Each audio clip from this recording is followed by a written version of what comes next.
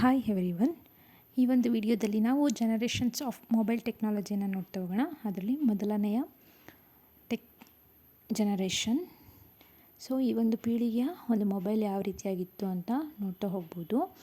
ಈ ಒಂದು ತಂತ್ರಜ್ಞಾನವು 1983 ಮಾರ್ಚ್ 6ರಲ್ಲಿ 1G ನೆಟ್ವರ್ಕ್ ಉಳ್ಳ ಒಂದು ತಂತ್ರಜ್ಞಾನವನ್ನು ಯಾರು ಪರಿಚಯ ಮಾಡ್ತಾರೆ ಅಂತಂದರೆ, ಅಮೆರಿಟೆಕ್ ಕಾರ್ಪೊರೇಷನ್ ಕಂಪನಿಯು ಮೋಟ್ರೋಲಾದ ಡೈನಾಟಿಕ್ ಮೊಬೈಲ್ ಫೋನನ್ನು ಬಿಡುಗಡೆ ಮಾಡುವ ಮೂಲಕ 1Gಯನ್ನು ಬಿಡುಗಡೆ ಮಾಡ್ತಾರೆ. ಸೊ ಹಾಗೆ ಈ ಒಂದು ತಂತ್ರಜ್ಞಾನವು ಸಹ FDMA ಅನ್ನೋ ಒಂದು ಟೆಕ್ನಾಲಜಿಯನ್ನು ಹೊಂದಿರುತ್ತೆ. ಅಂದರೆ ಫ್ರೀಕ್ವೆನ್ಸಿ ಡಿವಿಷನ್ ಮಲ್ಟಿಪಲ್ ಆ್ಯಕ್ಸೆಸ್ ಅನ್ನು ಹೊಂದಿರುತ್ತೆ. ಹಾಗೆಯೇ ಈ ಒಂದು ಫಸ್ಟ್ ಜನರೇಷನ್ನಲ್ಲಿ CDMA ಅನ್ನೋ ಒಂದು ಟೆಕ್ನಾಲಜಿಯನ್ನು ಸಹ ಪರಿಚಯ ಮಾಡ್ತಾರೆ. ಅಂದರೆ ಕೋಡ್ ಡಿವಿಷನ್ ಮಲ್ಟಿಪಲ್ ಆ್ಯಕ್ಸೆಸ್. ಅಂದರೆ ಯಾವ ಒಂದು ವ್ಯಕ್ತಿ ಹ್ಯಾಂಡ್ಸೆಟ್ಗಳನ್ನು ತಗೋಬೇಕು ಅಂತ ಇದ್ದರೆ ಅವನು ಒಂದು ಕಂಪನಿಯಿಂದ ಮಾತ್ರ ಖರೀದಿಸಬೇಕಾಗಿರುತ್ತೆ. ಹಾಗೆ ಹ್ಯಾಂಡ್ಸೆಟ್ಗಳಲ್ಲಿ ಬೇರೆ ಕಂಪನಿಯ ಸೇವೆಯನ್ನು ಅವನು ಪಡ್ಕೊಳ್ಳಿಕ್ಕೆ ಆಗಲ್ಲ.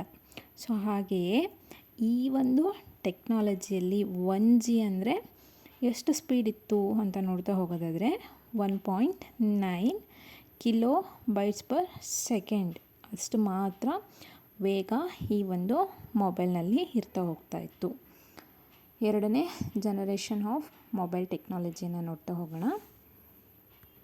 ಈ ಒಂದು ಪೀಳಿಗೆಯು ಅತ್ಯಂತ ಜನಪ್ರಿಯವಾಗಿರುತ್ತೆ. ಯಾಕೆಂದರೆ 2Gಯನ್ನು ಇಲ್ಲಿ ಪರಿಚಯ ಮಾಡ್ತಾ ಹೋಗ್ತಾರೆ. ಸೊ ಇನ್ನು ಅತ್ಯಂತ ಜನಪ್ರಿಯ ಮೊಬೈಲ್ ತಂತ್ರಜ್ಞಾನ ಇದಾಗಿರುತ್ತೆ. ಈ ಒಂದು ಸೇವೆಯಲ್ಲಿ ಒಂದು ಕಂಪನಿಯ ಸಿಮ್ ಕಾರ್ಡನ್ನು ಬಳಸ್ಕೊಂಡು ಏನು ಮಾಡಬೇಕಾಗಿರುತ್ತೆ, ಅವರು ದೂರವಾಣಿ ಕಾಲ್ಗಳನ್ನು ಮಾಡಬೇಕಾಗಿರುತ್ತೆ. ಹಾಗೆ ಈ ಒಂದು ಸೇವೆಯಲ್ಲಿ ರೋಮಿಂಗ್ ಸೇವೆ ಕೂಡ ಸುಲಭವಾಗಿ ಸಿಗ್ತಾ ಹೋಗ್ತಾ ಇರುತ್ತೆ. ಇದಕ್ಕೆ ಏನು ಮಾಡಬೇಕಾಗಿರುತ್ತೆ, GSM ಸೇವೆ ಇಂಟರ್ನೆಟ್ ಬಳಕೆಗೆ ಸೂಕ್ತವಾಗಿರಲ್ಲ. ಈ ಒಂದು ಮೊಬೈಲ್ ಟೆಕ್ನಾಲಜಿಯಲ್ಲಿ ಇಂಟರ್ನೆಟ್ ಬಳಕೆಗೆ ಸೂಕ್ತವಾಗಿರಲ್ಲ. ಅದಾದ ಬಳಿಕ 1991ರಲ್ಲಿ ಪ್ರಥಮವಾಗಿ GSM 2G ತಂತ್ರಜ್ಞಾನವನ್ನು ಫಿನ್ಲ್ಯಾಂಡ್ನಲ್ಲಿ ಹೊರಹೊಮ್ಮಿಸ್ತಾರೆ. ಅಂದರೆ ಗ್ಲೋಬಲ್ ಸಿಸ್ಟಮ್ ಫಾರ್ ಮೊಬೈಲ್ ಕಮ್ಯುನಿಕೇಷನನ್ನು ಇವರು 1991ರಲ್ಲಿ ಪರಿಚಯ ಮಾಡ್ತಾ ಹೋಗ್ತಾರೆ. ಹಾಗೆಯೇ 1993ರಲ್ಲಿ ಜಗತ್ತಿನ ಮೊದಲ ಸ್ಮಾರ್ಟ್ಫೋನನ್ನು IBM ಸೈಮನ್ ಬಿಡುಗಡೆ ಮಾಡ್ತಾರೆ. ಮೊದಲ ಸ್ಮಾರ್ಟ್ಫೋನ್ ವೆರಿ ಇಂಪಾರ್ಟೆಂಟ್ ಅಲ್ವಾ, 1993ರಲ್ಲಿ ಬಿಡುಗಡೆಯನ್ನು ಮಾಡ್ತಾರೆ. ಹಾಗೆ ಈ ಒಂದು ಟೆಕ್ನಾಲಜಿಯಲ್ಲಿ ಎಷ್ಟು ಸ್ಪೀಡ್ ಇರುತ್ತೆ, 14.4 kbps ಅಂದರೆ ಕಿಲೋ ಬೈಟ್ ಪರ್ ಸೆಕೆಂಡ್ ಅಷ್ಟು ವೇಗವನ್ನು ಈ ಒಂದು ಟೆಕ್ನಾಲಜಿಯಲ್ಲಿ ಈ ಒಂದು ಜನರೇಷನ್ನಲ್ಲಿ ನಾವು ನೋಡ್ತಾ ಹೋಗ್ಬೋದು. ಹಾಗೆಯೇ ಮುಂದಿನ ಜನರೇಷನ್, ಥರ್ಡ್ ಜನರೇಷನ್ ನೋಡಿ. ಇಲ್ಲಿನ ಒಂದು ಮೊಬೈಲ್ ಯಾವ ರೀತಿಯಾಗಿತ್ತು, ಈ ಜನರೇಷನ್ನಲ್ಲಿ ಬರುವಂತಹ ಮೊಬೈಲ್ ಯಾವ ರೀತಿಯಾಗಿ ಇತ್ತು ಅಂತದ್ದು. ಇಲ್ಲಿ ಏನು 3Gಯನ್ನು ಪರಿಚಯ ಮಾಡ್ತಾ ಹೋಗ್ತಾರೆ.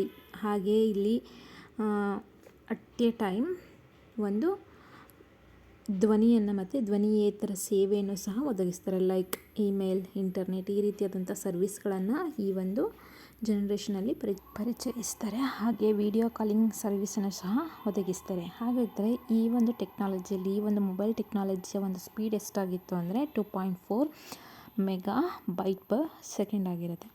ಹಾಗೆ ಇಲ್ಲಿನ ಒಂದು ಡೌನ್ಲೋಡ್ ಮಾಡ್ಕೋಬೇಕು ಅಂದರೆ ಅದು ಸ್ಪೀಡಾಗಿಯೇ ನಮಗೆ ಡೌನ್ಲೋಡ್ ಸರ್ವಿಸನ್ನು ಸಹ ಕೊಟ್ಟಿರ್ತಾರೆ.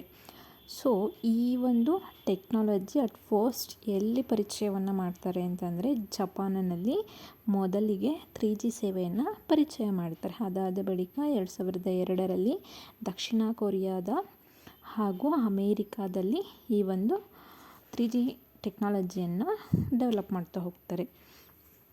ನೆಕ್ಸ್ಟು ಅಕ್ಟೋಬರ್ 1, 2001ನಲ್ಲಿ ಡೊಕೊಮೊ, ನಾವೆಲ್ಲರಿಗೂ ಪರಿಚಯ ಇರುವಂಥದ್ದು NTT ಡೊಕೊಮೊ ಕಂಪನಿಯು ಪ್ರಥಮ ಕಮರ್ಷಿಯಲ್ 3G ಟೆಕ್ನಾಲಜಿಯನ್ನು WCDMA ನೆಟ್ವರ್ಕನ್ನು ಸಹ ಉಪಯೋಗಿಸಿಕೊಳ್ಳಲು ಅವಕಾಶವನ್ನು ಮಾಡಿಕೊಡುತ್ತೆ.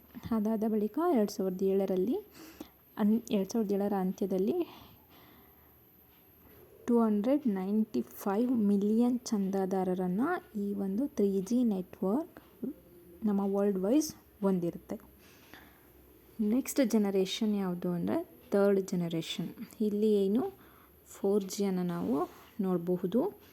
ಹಾಗೆಯೇ ಈ ಒಂದು ಟೆಕ್ನಾಲಜಿಯಲ್ಲಿ ಹೈ ಸ್ಪೀಡ್, ಹಾಗೆಯೇ ನಮಗೆ ಅದ್ರ ಮೇಲೆ ಭರವಸೆ, ಏನೋ ಒಂದು ಓಪನ್ನು ನಾವು ಇಟ್ಕೋಬೋದಾಗಿರುತ್ತೆ.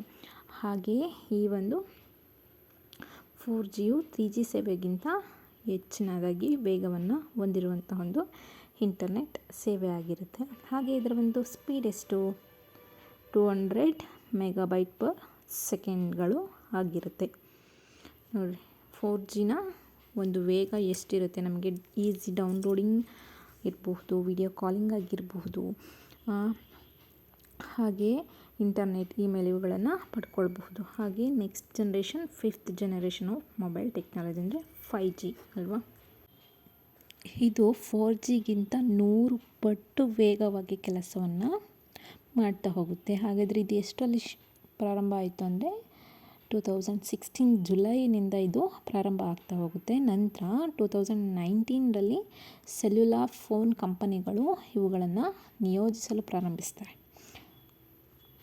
ಇದರ ಒಂದು ಡೌನ್ಲೋಡ್ ವೇಗನೂ ಸಹ ಸ್ಪೀಡ್ ಆಗಿರುತ್ತೆ.